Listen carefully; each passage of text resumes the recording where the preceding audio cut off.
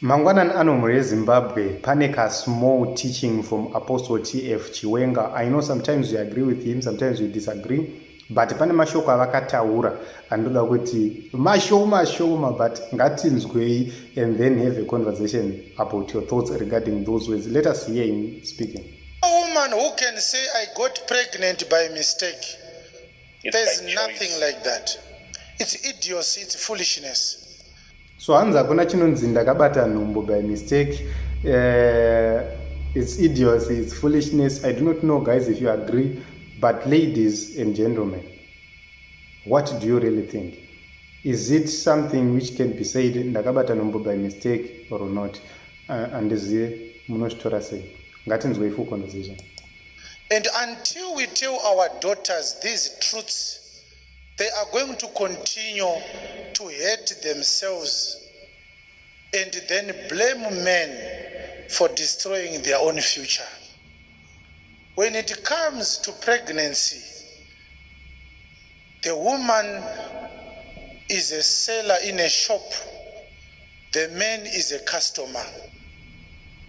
The customer won't take one good from your tuck shop if you do not allow him to come into the tuck shop, and if you are not selling whatever is in the tuck shop. You can avoid getting pregnant by simply closing the shop.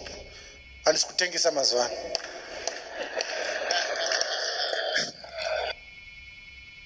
So it's easy. Unogona kungovhara gumbo rako kana uri mwana wemusikana, mwanasikana, ukangovhara gumbo rako chete wobva wataura kuti ini mazuva ano aya madhiri handisi kuita. You have saved yourself from the embarrassment. So to a certain point we agree with Apostle T.F. Chiwenga kuti if you are not raped, then hakuna nhumbu yemistake. Kunze kuti wabatwa chibharo chaizvo chaizvo, wakaponikidzwa chaizvo chaizvo.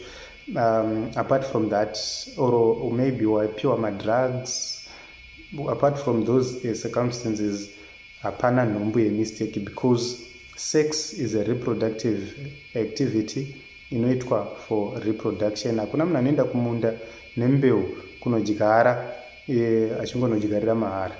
And ukazoona mbeu idzodzo dzamera, dzakura, dzakukohwewa, these are the results of what you did. So I believe that saints will learn one or two things from what Apostle Chiwenga has been saying, and we need to actually make sure that we do what is right and what is correct. So I'm just bringing this for the sake of a commentary to say, guys, hakuna nhumbu yemistake. This is what I believe. Hakuna nhumbu yemahara, hakuna nhumbu yemistake.